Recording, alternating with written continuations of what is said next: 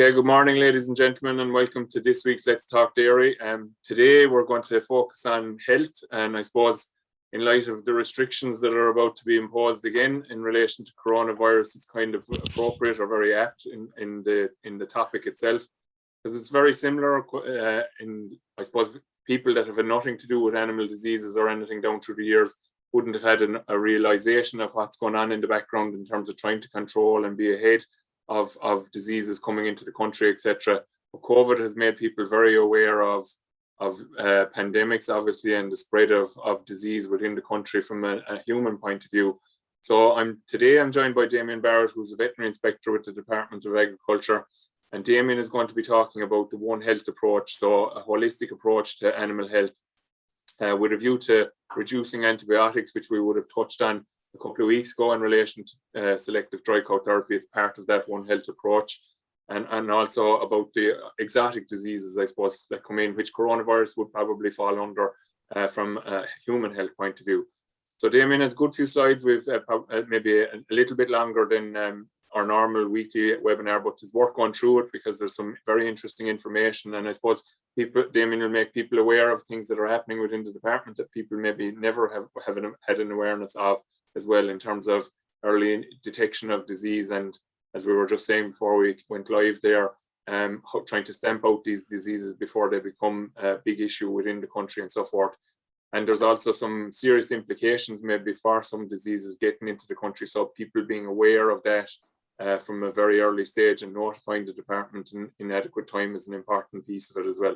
So Damien, I'll ask you to share your slides. I'll encourage people to put in questions as we go along through the Q&A. It's a good opportunity to ask questions of Damien. He's a good handle of the situation within the department, given the role that he has.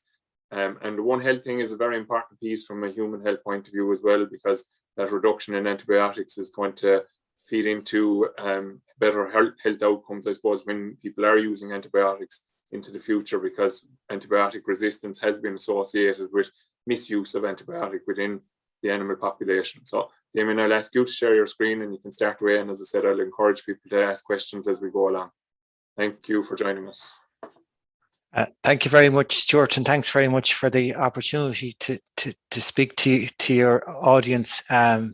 I've talked to you as part of Animal Health Awareness Week. It's an initiative by the department to raise awareness of the importance of animal health in the context of exotic diseases, and we're also doing this in conjunction with World Antimicrobial Awareness Week. And I really want to talk about this holistic approach to animal health called the One Health approach. And the One Health approach, really, it's about this concept that the health of people, the environment, and animals are inextricably linked. And if we kind of just delve into that a little bit more, say, for instance, in terms of something like antimicrobial use, overuse of antimicrobials is going to lead to antimicrobial resistance. And whether that's in overuses in human medicine or animal medicine or veterinary medicine, that's going to give rise to resistance. And once these resistance bacteria they can actually get into the environment, say through manures and water. And like another One Health concept is the issue of disease vectors, like changes in the environment, say, can lead to changes in the habitat for vectors. Say, for instance, midges. If we've milder winters, that's going to mean that we could have midges for longer, and midges are an important vector for the transmission of Schmallenberg virus and Bluetongue virus, which I'll talk to you about a bit later on. And then the other thing that probably gets overlooked is the importance of the nutrients that meat and dairy products, etc., provide for the well-being of the human population. So all these things, the point is that all these things are inextricably linked. So really, if we are going to talk about reducing antimicrobial usage and enhancing health in a holistic manner, it really is about putting the like of these these points into practice. That's biosecurity, practices for disease prevention, reducing antimicrobial usage, and sustainable production systems. Now, I think the farming community was probably well aware of what biosecurity meant, but I think the general population it's become a bit, they've learned about it since the advent of COVID. And really what this is about is there's two elements of it. And those of you that are involved in Ione's control programs would be aware of this. The first element of biosecurity is by-exclusion. This is keeping disease outside, say, the farm gate and the perimeter and the footprint of the farm. And then biocontainment is containing the disease within certain cohorts within that. And as I say, Ione's is a prime example of this. If there's Ione's in the cows, the whole idea of the biocontainment of it is to ensure that it isn't transferred to the next generation of calves through calf snatching and feeding them milk for baser from very early on. This is important for the department, and the department has its own biosecurity strategy, basically setting out the parameters in which the outline of what biosecurity means for the industry. And it is something that the Chief Veterinary Officer in particular is very aware of and very, very keen on. In terms of disease prevention, the first thing here I want to talk about is reducing stress. If we look at this graphic here of the non-stressed calves and the stressed calves, one of the first things is that the stressed animals need more nutrients, and as well as that, they're going to be more susceptible to disease. Stress leads to the release of cortisol, which is an immunosuppressive, and I suppose we all think of the common stressors and the like of weaning, transport, mixing, say, animals from different herds. And I think they're probably something that we think of more in a beef context. But we also should think of other stressors that may affect, particularly, say, at a dairy level. One of these might be, say, insufficient feed barrier space or insufficient lying areas. And the animals that are going to be affected by this are going to be the ones at the bottom of the pecking order, more often than not heifers. And this can have knock-on effects for the health and productivity of the heifers. This slide here, what I want to talk about here is the importance of nutritional management. And in a dairy context, the transition period here, the period from which the cow goes from a non-lactation state to a lactating state. And there are quite significant metabolic changes in those, and big metabolic demands on the cow as she transitions from that. And it's important, if that's not managed properly, that can give rise to quite a few nutritional problems. One of the like of ketosis, where the output of the cow doesn't keep up with the demand, the energy demands from the output doesn't keep up with the inputs in terms of feed, and that in a clinical case will give rise to a substantial drop in milk drop, but also at a more at a subclinical level, it can give rise to immunosuppression. These ketones as well are immunosuppressive, and it can give rise to subfertility. At the other end of that spectrum is over feeding of, say, concentrates, or not so much, not necessarily overfeeding, but the sudden introduction, giving rise to acidosis, and in chronic states, this can give rise to laminitis and liver abscesses. Here I want to just mention about the importance of mineral deficiencies and the role of minerals in optimizing health. Like the first three there, I'm sure you're quite familiar with: calcium, magnesium, and phosphorus. These are interlinked, and then what I should have included in that is not so much a deficiency of those, but an excess of potassium is going to have a negative, it's going to reduce magnesium, and anything that these all are going to can manifest in hypocalcemia. So it's important to get these three these three elements correct, probably relatively low levels of calcium in a pre-calving diet, to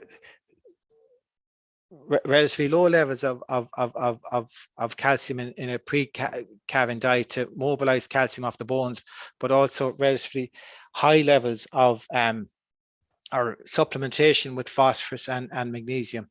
Iodine is mentioned here because it's quite an important mineral in terms of weak calf syndrome.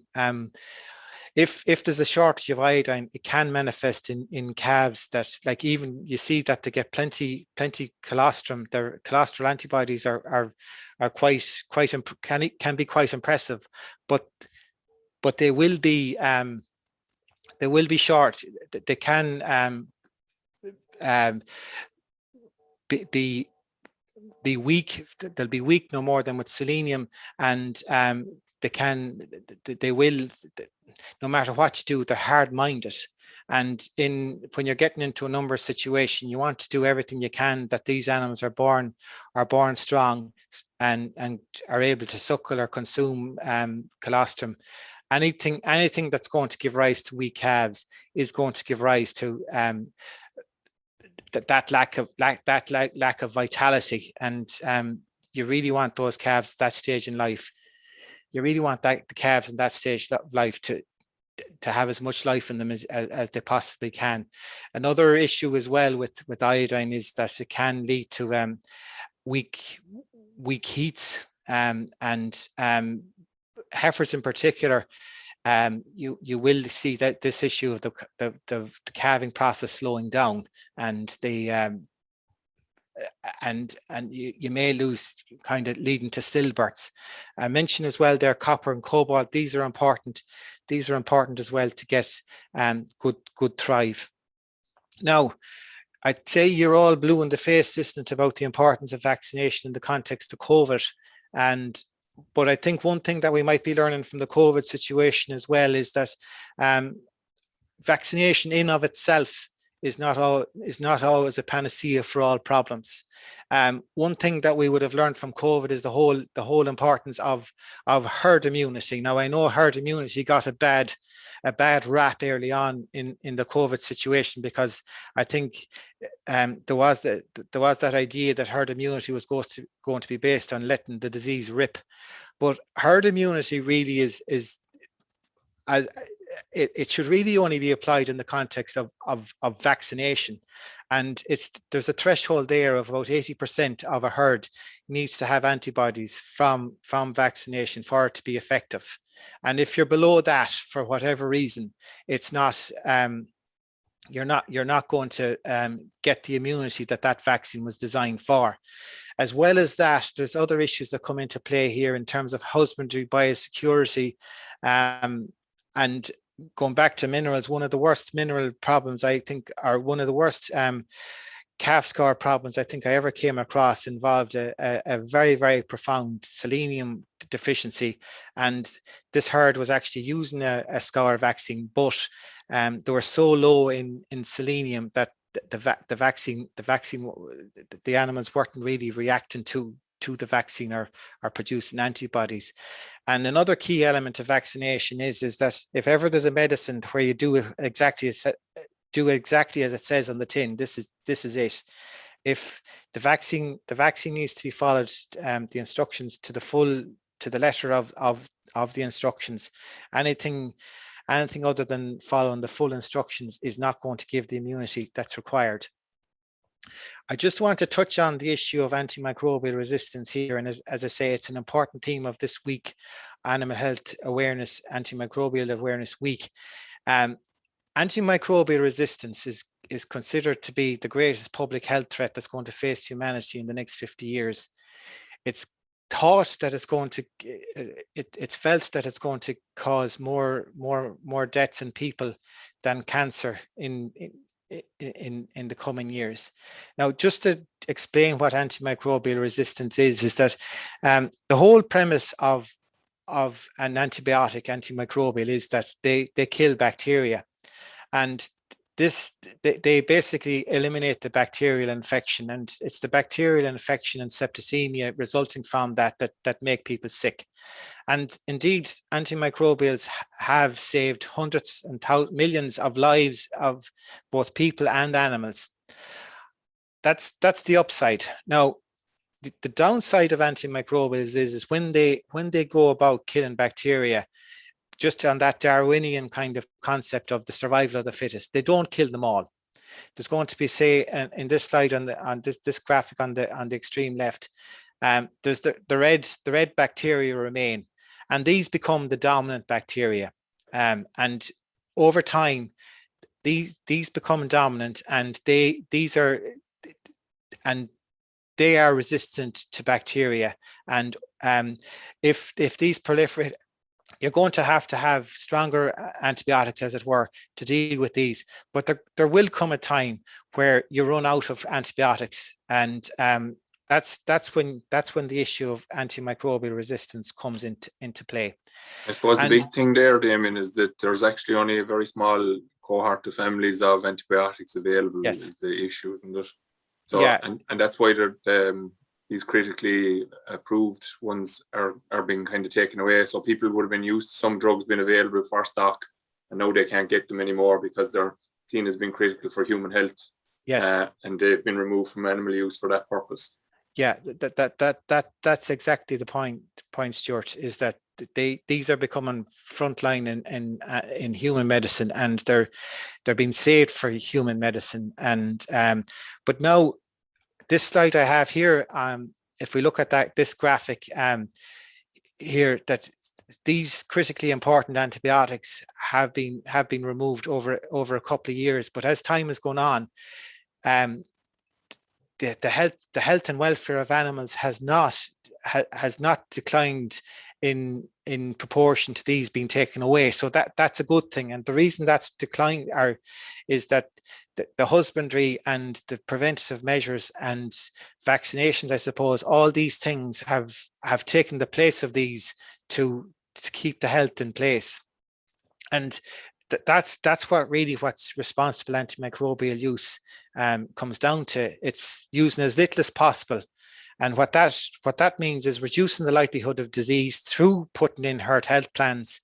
And like, the truth of the matter is, these are being, as in the famous words of Willie John McBride, is getting your retaliation in first, taking proactive action to stop the disease getting a hold in the herd, through vaccination, good husbandry, and biosecurity, and then it's using them as necessary. And like, no one is saying that antimicrobials should be taken away from the animal health, from the farming circle, but it's that they're used prudently and smartly, and used as much as necessary based on diagnosis and prescription, the correct dose for the full course.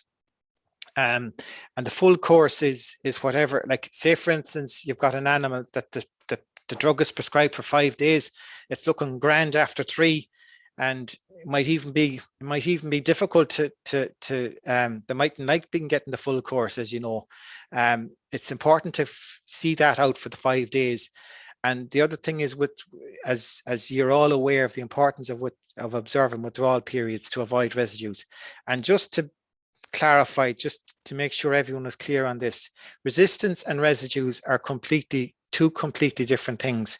Residues is the remnants of the antibiotic in the system, and they're going to be metabolized, and they're going to be worked out of the system of the animal over time. And that's generally speaking, from what we're seeing from our antimicrobial residue program, there's very little. There are very few residue violations. Resistance is different because this is just basically changing the bacterial flora of the animal, so that you're getting bacteria out there that actually are resistant to the bacteria. It's, as I said, it's that Darwinian kind of thing of the survival of the fittest. The other thing I want to mention here as well is that the issue of how health relates to sustainability and production efficiency.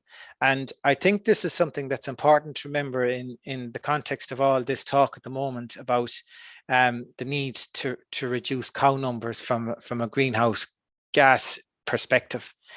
I think we need to think a bit more about the importance of getting the animals we have working more efficiently. And so anything that causes ill health is going to cause reduced production efficiency. So I think we need to look again at the importance of maximizing the health of the animals so that you're going to get the optimal efficiency from them. And just to put this in context, one figure there is that when the Scottish industry was looking at eradicating BVD, they calculated that the eradication of BVD would reduce greenhouse gas emissions from the Scottish cattle population by 3%. But as you're all aware, 3% on the face of it may not look that big, but it's fine margins. It's 3% anyway. And if you look at if you put that with other diseases, that you can look at that further. As well as that, it's important to point out there, Damien, as well, that every percentage that we can get is going to be important, because this is part of the Teagasc MAC curve as well. Improving animal health is going to improve productivity. Yes. So there's several angles of it where it comes into play. Obviously, animals aren't sick, so they perform at a higher level. The other big thing is probably from a beef animal point of view, they may finish faster, and that's a significant help in terms of reducing greenhouse gases. So every little helps, as Tesco says. So we'll take it all if we can get it. Yeah, I think this is going to be a game of very fine margins, and every as you say, every little helps, and everything you can take, you take it. And just I've mentioned here about the issue of disease. I remember talking to a vet, an Irish vet that's working in Africa, and she. I think I've lost your volume there first, Damien, for some reason. Maybe hit mute by accident. Yeah, that's exactly what I did. Sorry. I was just saying there that in the developing world, parasitism is considered the greatest hindrance to production. Now, we have the medicines here to deal with parasitisms, wormers, flucicides, all that. But what we are seeing is development of resistance to these drugs, no more than with antimicrobials. So again, it's important that these are used smartly and prudently, so as to minimize the risks of antiparasitic resistance. And like that's especially important for a grass-based production systems like ourselves, where we do depend on grass, and these parasites are going to be picked up off grass. Now, what I want to mention here is the importance of the Irish production or the Irish National Animal Health Status. Now, I've kind of mentioned this here, and I am conscious that my presentation might be a bit longer than usual. I think we've mentioned all that, and I think you get all that. But like, there is a very important connection between animal health and agri-food. And just to put this in context, like these are the figures here of the value of livestock related exports to the Irish economy. So like it is the biggest indigenous industry. It's also a very important thing from the point of view of public perception, and the way, and especially if you're dealing with higher value markets, like the consumer in higher value markets puts a premium on welfare. So it is important that that they see that we're making every effort to protect and enhance the health and welfare of our animals. As well as that, there's important public health elements of this, like, and that's some of the issues we're going to cover in some of the webinars for Animal Health Awareness Week. The TB eradication program is around so long that I think we may forget why it came in. That was to eradicate TB, which was quite an important zoonosis in the 50s. Likewise with brucellosis. That was a zoonosis, like, and that, okay, pasteurization did a lot to deal with those, but at a farm level, and for people working in meat factories in particular, and farmers, these were public health threats. But as well as that, one thing we're seeing as well is that, particularly in the context of access to the China market for beef, the whole issue of BSE, like, thankfully for most people, BSE is a distant memory, but unfortunately it's not a memory for us in the department. And when we're trying to get access to these third country markets, particularly China, and we're seeing this particularly with the Asian markets. They're very they're very keen on the whole issue of BSE in cattle and scrapie and sheep, and but like the point I'm really getting at here is that this can be, if these were to emerge, they can be something that close a market. And what I've put on here is an example of the certs. That this is an example of the China cert of what the diseases that they want assurances from, that the country is free of, like, say, foot and mouth, rinderpest, contagious bovine pleural pneumonia, lumpy skin, peste petit ruminant, etc. But then from a farm level, they want freedom from these other diseases here highlighted, Bluetongue, brucellosis, etc. So it's important. These are things that probably the average farmer on the street probably doesn't cross his mind, and he's lucky that these other things don't have to cross his mind in terms of getting markets for Irish produce.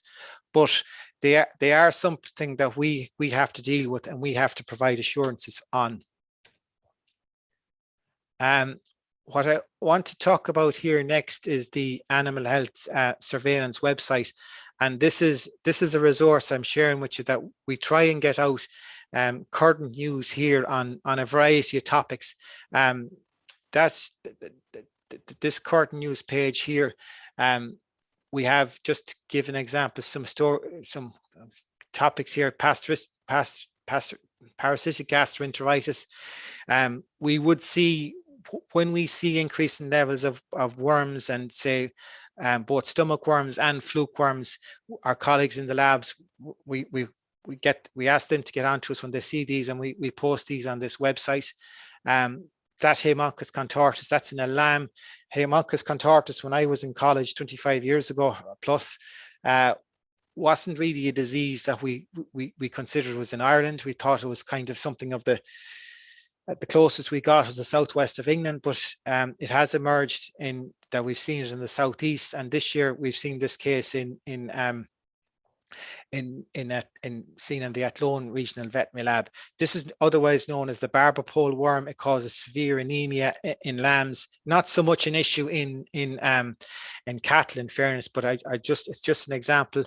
And then what we have here is we do this fluke antibody prevalence study over the summer months, from July until November each year, just to get a handle on the exposure of lambs to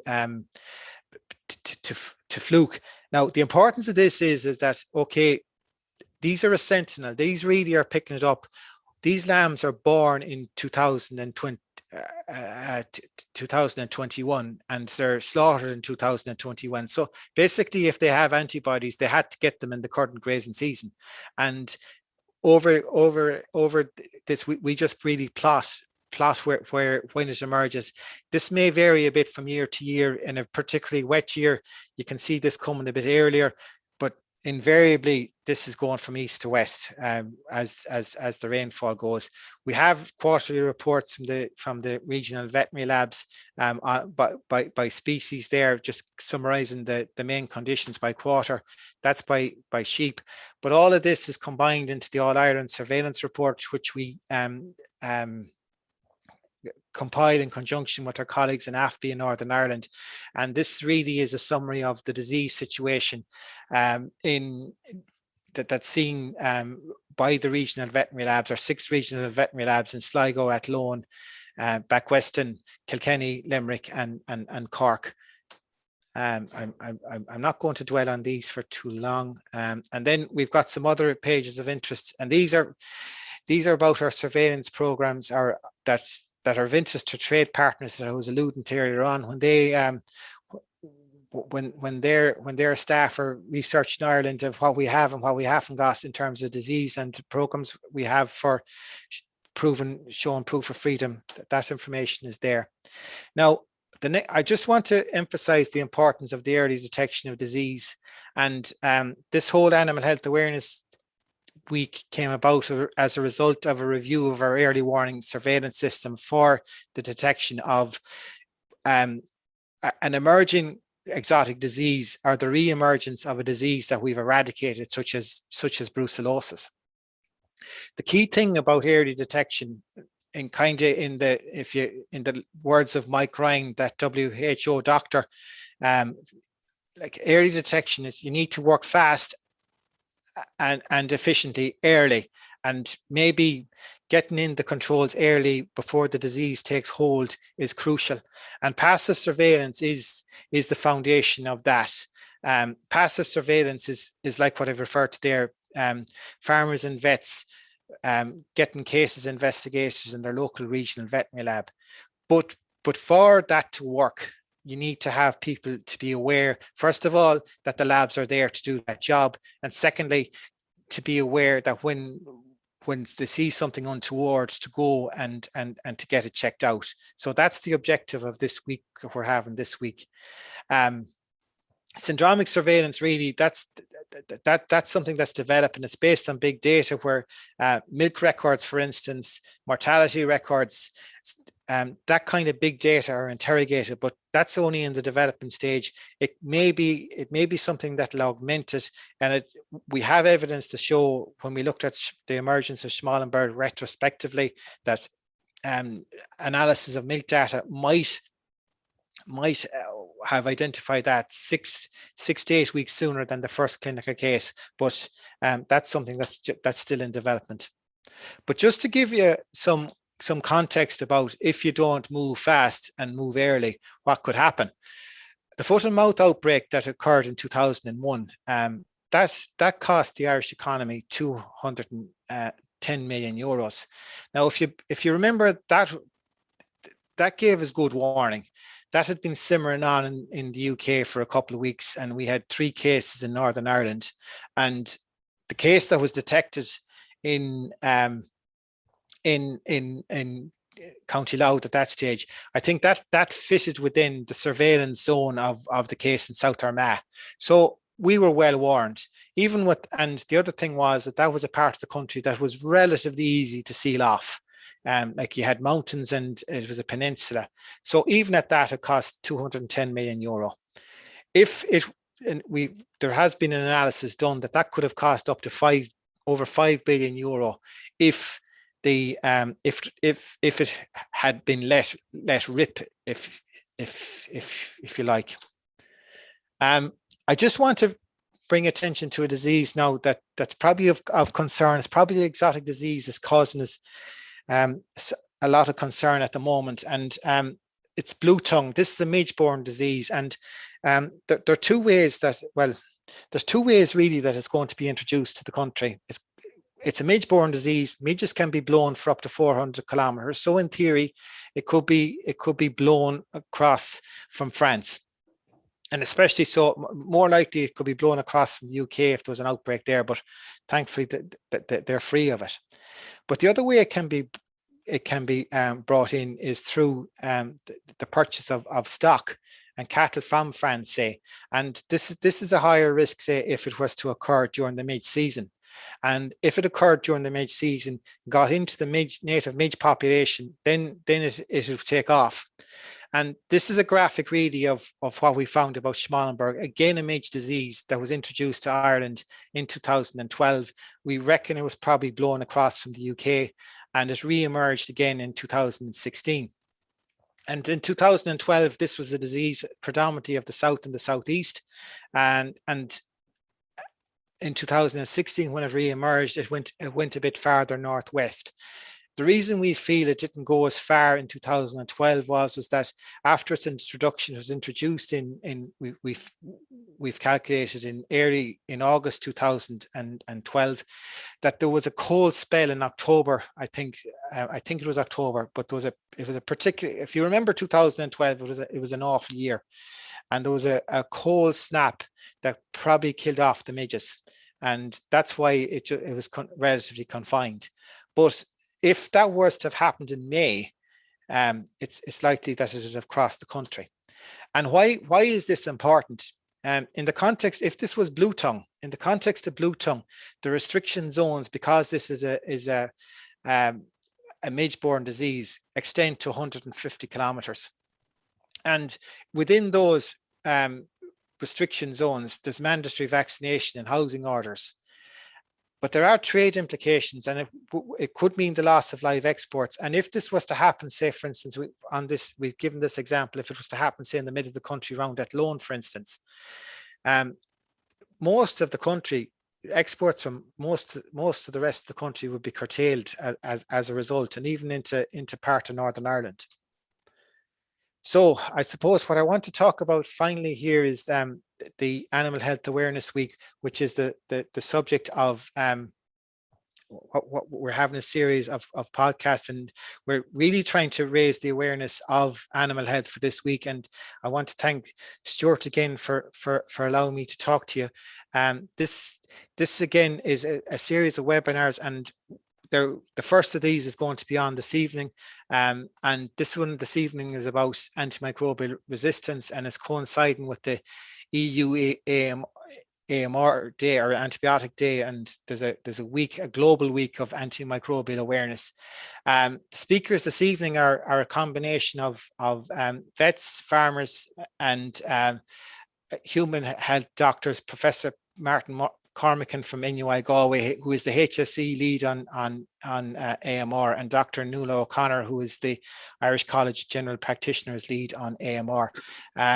This talk on responsible antimicrobial usage by John Hanrahan. He's a pig farmer, and pig farming is probably one of the heavier users of antimicrobials, but the lessons that he's learned and applied here are applicable to all types of livestock farming. And his vet, Mike Burke, is also going to speak.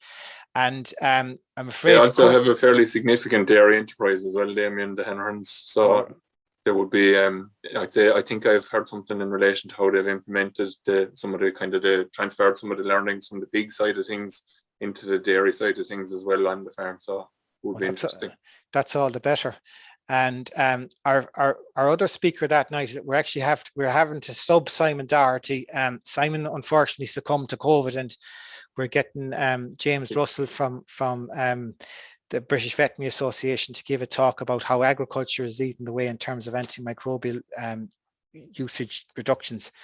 On Monday, we're having a talk specifically on zoonosis, and this really, zoonoses are those diseases that are transferable from animals to man, and our talks there. And I suppose the concern about that is that if there's a spillover, like we had a spillover of COVID into people from animals, the impact can be pretty devastating. We've got speaker there. The first speaker from the UK chairs a risk assessment group on zoonosis. Margaret O'Sullivan is the HSE lead on zoonosis. Anita Zentel from UCD is going to talk about tick-borne diseases as well as animal diseases. These are quite important zoonotic diseases. And Ciara Feeney or Ciara Reid is going to talk about a zoonotic disease, specifically salmonellosis as a result of feeding raw meat to dogs. This talk here is probably of most interest to the dairy farming sector. That should be Ailish Moriarty, sorry, some of you may know her from Kerry Agribusiness. She was also an Nuffield scholar who did a study on the use of bulk milk testing as a herd health screening tool. You also know Finola McCoy, I'd say, from Animal Health Ireland, topic probably of interest to yourselves. Fiona Lovett's talking about reducing an initiative to reduce antibiotics among practitioners, and James is talking about parasites. And the last one here is probably the most dramatic. Philip Robinson is going to talk about his own experience of diagnosing foot and mouth. And on a personal level, he was living on the family farm in County Antrim at the time, and that meant that he couldn't go home for 2 weeks. We're also going to have talk about Bluetongue. AMR, Mike McGann is going to talk about the personal experience there. And we've got Gemma Daly from Dara talking about African swine fever. I'm very conscious that I'm probably running over time, so I think that's all I have to say. Stuart, if you have, I can stop sharing there. Yeah, you can do, yeah. So I suppose if anybody has any questions, please do come in with them. I suppose the key things to identify, I suppose, can often be castigated, I suppose, as the department, especially in relation to TB. And look, there are people that we know that have major issues with TB outbreaks and so forth. I suppose, is it challenging in Ireland in that we seem to have an awful lot more trading, Damien, than seems to occur in other countries? Yeah, trade from a disease point of view, trade is this big, from a biosecurity point of view, isn't good. But trade, look, we all live in the real world as well. The trade is a very important part of the business, and it's just when that's going on, it just makes it that bit harder to get to grips with something like TB. And movement is a known risk factor in TB. There are several others as well, but it's one of a few. And like the thing about TB, it's very complicated. There are a lot of factors at play here, and movement is one of them. And there's a lot of things to bring under control, and that is definitely one to be considered.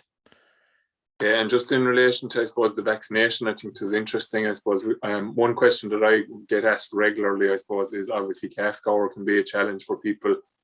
Should we vaccinate for scour? And many cases, to be honest, my experience has been that people have gone and vaccinated for the scour and they still have the trouble. And often their vet will tell them, like, I mean, just look at it this way, that it would have been a lot worse if you hadn't vaccinated. But yes, from what you're saying there, in reality, there's some other underlying issue on the farm that's potentially resulting in that more so than the failure of the vaccine, really, is it? Yeah, well, there could be a couple of things at play there, like the major causes of viral scours, it would be rotavirus and coronavirus, and then you've got these vaccines, and the third element, those would be E. coli. Now, if the calves have that, if any one of those three pathogens involved, your calf scour, your vaccine is aimed at those. But the other big one is Cryptosporidia, which the vaccine doesn't cover, right? So, and the point you made there about it being worse, like one of the things I remember reading a study from Canada years ago is that one of the things that they found as a confounding factor in Cryptosporidia scours was actually the use of vaccines for the other thing, right? So the point there that it could be worse, that and these diseases tend to occur as complexes as well, in that particularly say the pneumonia, you've got viruses, bacteria, and then the mycoplasma is there. Likewise in the scours, if you've got 2 or 3 pathogens, they're kind of augmenting the worst effects of each of them. Things could be worse. So it's a point that's well made that things would be worse if you weren't vaccinating. But as you say, there are other things to get right. Timing, make sure that it's given in the right time. I think correcting any mineral imbalances is very important as well as possibly energy balances shouldn't be a problem at that stage. But like there is a difference between, say, putting I think they talk about three, nutritionists sometimes talk about 3 diets: the diet that's calculated, the diet that goes into a feeder waggot or comes out of it, and then the diet that's actually consumed. So all these things kind of come into play, Yeah, so just a timely question in relation to what you just said there. Joe McMahon is just inquiring, when is the best time to take a blood sample for trace elements, and how many should a person take? That's a tricky question. Yeah, it's a lot of it will depend on the size of your herd. The best time, I suppose, would be in the dry period before, say, like you'd be hoping to get minerals into the animals 6 weeks before the calf. So in that window between them drying off, and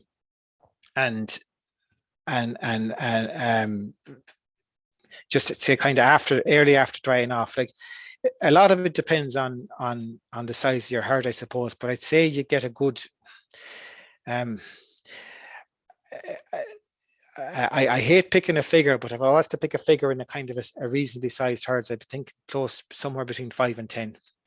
And I suppose the other thing as well, I think the reason I said it's a tricky question is it comes up often enough. Like, I think you're probably looking at nearly having to take blood samples at a couple of different stages during the year, really, aren't you? Because we'll say, as you said there, now you're not, in the vast majority of cases, people are actually only just going to have the full herd dry potentially a week or two there around Christmas, where they won't be doing much themselves, maybe trying to enjoy the Christmas period. The minerals should be gone in at that stage. So there's a very tight window of opportunity for whatever feeding has been contributing to minerals prior to that. Well, you see, that's exactly the point. Is like if you were continuing to feed concentrates, like that's going to give you that's going to kind of unnaturally elevate them, like you're well, not unnatural, nothing unnatural about that, but just gives you a false picture potentially. Yeah, it is. Like, really, you want to be finding out what's in the forages, and but the important thing is, like, it's probably now in most parts of the country there's shortages of minerals rather than them being in excess. Although in one part of the country, one or two parts of the country, you may have selenium excess, but like minerals, I think minerals are key coming up to calving, because as I alluded to there about the importance of them for the calf vitality, but the other thing that they're important for is uterine involution. And like if you get uterine involution properly without any kind of or the lack of uterine involution, so to speak, that's going to give rise to fertility problems, because you're going to give rise to endometritis and all that. If you get that involution, you're going to get the cow to go a long way to getting herself back in calf on her own. Yeah, so you have the whole calcium issue, as you mentioned earlier on, where muscle contraction reduces, etc. If they get milk fever, they don't help. That doesn't help them clear out then as well. And obviously, your vitamin E, your antioxidants, that kind of stuff are all important in that as well. There's just, I suppose we'll wrap it up with that. There's just one question there actually that we didn't cover, Damien, as well, is what time are those webinars on next week and tonight? Yeah, each of those are kicking off at 7 p.m. The registration details are on the let's see, the agriculture pages on the government website. I'll get them there and I'll send them out on Twitter later on, so we'll be able to share them out that way. Okay. Yeah. There's just actually one other question after jumping in there as well, Damien, that might be of interest, because it has come up. I know that in this area that I'm working in down here in Moore Park, Munster Herd Health or Munster Bovine as they're known, do a good bit of milk analysis, and in the last 2 years they started giving readings in relation to Q fever. Is that something that you have any knowledge in terms of the what people should do, or the issues around it?